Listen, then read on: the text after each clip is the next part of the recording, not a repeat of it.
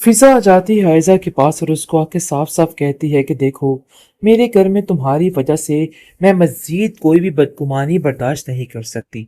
मतलब ये है कि मैं अपने घर को बड़े अच्छे तरीके से चलाना चाहती हूँ और मैं चाहती हूँ कि सारे मामलात दुरुस्त हो जाएं। लेकिन तुम्हारी इन बातों की वजह से मुझे कुछ भी ठीक नहीं लग रहा। जिस पर वो उसको तसल्ली देती है और कहती है कि तुम्हारी सास जानबूझकर ये सब कुछ करने की और कहने की कोशिश कर रही है। देखो, मेरे दिल में ऐसा कुछ भी नहीं है, बल्कि मैंने तो साफ साफ ये बात सबके सामने कर दी है। लेकिन मीर नुमान को इस चीज़ का अंदाज़ा है और वो साफ साफ कह देता है कि तुम नहीं जानती हो फिजा, ये सिर्फ और सिर्फ बदगुमानी डालने की कोशिश की जा रही है। ऐसी कोई बात नहीं है। तुम्हारी सास तुम्हारा दिमाग ख़राब करके तुम्हारा और तुम्हारी बहन का रिश्ता भी ख़राब करना चाहती है और मैं ऐसा बिल्कुल भी नहीं चाहता हूँ। तुम्हें अब इन बातों को समझना होगा। जिसको सुनकर काफ़ी ज़्यादा हैरानगी हो जाती है अब जाकर उसकी बीवी को, और वो कहती है कि आखिर आपकी हिम्मत कैसे हुई मेरे बारे में इस किस्म की फजूल बातें करने की। आप जिस तरीके से अपनी बहू के साथ मेरे बारे में इस तरह की फजूल बातें कर रहे हैं, ये बात मुझे बिल्कुल भी काबिल कबूल नहीं है। मैं आपसे इतना कहना चाहती हूँ कि खबरदार आइंदा से कोई भी ऐसी बात हुई, क्योंकि ये बात मैं बर्दाश्त नहीं कर सकती। बहरहाल फ़िज़ा काफ़ी परेशान है और वो रज़ा से कहती है कि आखिर इन सब चीज़ों में मेरा क्या कसूर है। मुझे तो समझ नहीं आ रही है कि अभी तक तुम्हारी माँ के दिमाग पे ये क्या बातें सवार हैं और वो क्या-क्या बातें लेके आयज़ा का दिमाग ख़राब कर रही हैं और उसको ज़लील करने की कोशिश कर रही हैं। आखिर ये सब कुछ क्या है?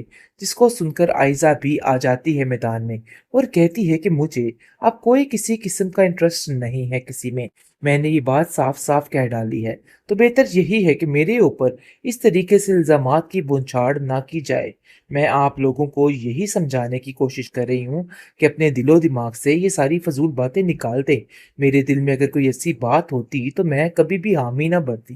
बहरहाल जी, फ़िज़ा इस बात का यकीन अपनी सास को दिलाती है और कहती है कि मुझे समझ नहीं आ रही है कि आखिर ये मामले बिगड़ कैसे रहे हैं।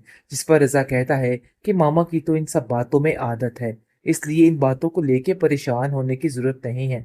और रही बात आयज़ा की, हम उसके बारे में बड़े अच्छे तरीके से जानते हैं। तुम इन बातों को लेके बिल्कुल भी परेशान मत हो। देख लेना, बहुत जल्द सब ठीक हो जाएगा।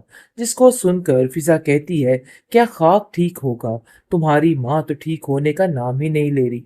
मतलब ये कि आए दिन कोई ना कोई ऐसी बात कर देती है कि मेरा दिमाग बुरे तरीके से फिर जाता है और मेरी समझ से बाहर हो जाता है कि आखिर अब हमें क्या करना है। ये सारी बातें मुझे समझ नहीं आ रही हैं। बहरहाल जी, काफ़ी ज़्यादा परेशान हो चुका है अब खुद जाकर ये बंदा, और कहता है कि पता नहीं, मुझे लग रहा है कि मुझे अब किसी बात के लिए कोई स्टेप उठाना पड़ेगा। मतलब ये है कि अपनी माँ को इस बात के लिए मना करना होगा। वो इन बातों को मना नहीं हो रही है। मतलब कोई ना कोई ऐसी बात कर देती है जिसकी वजह से मामलात काफ़ी ख़राब हो जाते हैं। अब जाकर उसे इस बात की समझ आ गई है और वो आयज़ा से इस बात के लिए माफ़ी माँग लेता है और कहता है कि जो कुछ हो रहा है ना, मैं इस बात के लिए काफ़ी शर्मिंदा हूँ। लेकिन मैं आप लोगों को यकीन दिलाता हूँ कि कोई अब आपको तंग नहीं करेगा, बल्कि ना ही कोई आपको कॉल करेगा। अब तुम्हें मामा की वजह से परेशान होने की ज़रूरत नहीं है। ये सारी बातें उसकी माँ सुन लेती है, जिस पर वो अपने बेटे का बुरा हश्र कर देती है और कहती है कि रज़ा, तुम्हारी हिम्मत कैसे हुई ये सब कुछ करने की? मतलब ये है कि मैं जिस तरीके से चल रही हूँ ना, मुझे वैसे ही चलने दो। ये सारी बातें मुझे तुम्हारी बिल्कुल समझ नहीं आ रही। आखिर तुम उन लोगों की साइड क्यों ले रहे हो और तुम्हें कोई काम क्यों नहीं है? फिजा रज़ा के पास आती है और रज़ा को अगर कहती है कि देखो, खुदा का वास्ता है, मेरा बसा बसाया घर मत उजाड़ना। मतलब ये है कि मैं जिस तरीके से अपने घर को चलाने की कोशिश कर रही हूँ, तुम मुझसे पीछे ही रहो। मतलब तुम जानती हो मेरी सास को कि वो किस कदर, यानी कि दिमाग फिरी औरत है, और वो अपनी आई पर आए तो कुछ भी कर सकती है। तो इसलिए बेहतर यही है कि तुम हमारे रास्ते में मत आना। जिसको सुनकर वो कहती है, आखिर तुम्हें किस चीज़ की परेशानी है? तुम्हें ऐसा क्यों लग रहा है कि मैं आप लोगों की ज़िंदगियों में शामिल हो जाऊँगी? लेकिन जी, इस बात के लिए नुमान खड़ा हुआ है और वो कहता है कि चाहे जो कुछ भी हो, मैं अपने बेटे अली के साथ ज़्यादती बर्दाश्त नहीं करूँगा, चाहे जो मर्ज़ी हो जाए। लेकिन फ़िज़ा उसको समझाती है और कहती है कि देखिए बाबा, आपको ज़रूर कोई गलतफ़हमी हुई है, उसके साथ कोई ज़्यादती नहीं कर रहा है, बल्कि वो उसकी माँ है और उसके लिए कोई अच्छा ही सोचेंगी। आप क्यों इस बात को नहीं समझ रहे? इन सब बातों में आप दोनों क्यों उलझ रहे हैं? मुझे तो इस चीज़ की समझ नहीं आ रही है। जिसको सुनकर जहारा कहती है कि मुझे तो समझ नहीं आ रही कि आखिर ये लोग मेरी जान के दुश्मन क्यों बने फिरते हैं। हर वक्त इन लोगों को कोई ना कोई ऐसी बात याद आ जाती है और ऐसे किस्से याद आ जाते हैं कि ये लोग मुझे ही कसूरवार ठहराते हैं। आखिर कब तक ये सब कुछ चलेगा? मैं तो समझ नहीं पा रही इन सब चीज़ों को। आप देखेंगे कि जहारा कहती है कि देखो फिजा, ये बात तुम अपने जहन में रखना कि अगर तुमने ये सारे मामलात को संभालने की कोशिश ना की तो तुम्हारा घर खतरे में पड़ सकता है। और तुम बड़े अच्छे तरीके से जानती हो कि मैं किस तरह से कुछ भी कर सकता हूँ और ये कर सकती हूँ। और ये बात तो बिल्कुल तय है कि रज़ा भी इस चीज़ के लिए एक पल नहीं लगाएगा। मैं उसको जोर जैसा कहूँगी वो वैसा ही करेगा। वो साफ साफ आयजा को कॉल करती और कहती है कि खबरदार, तुमने इस घर में आने का सोचा भी, ये मत समझना कि फिजा तुम्हारी बहन है और तुम्हारे इस घर में आने के रास्ते आसान हो जाएंगे।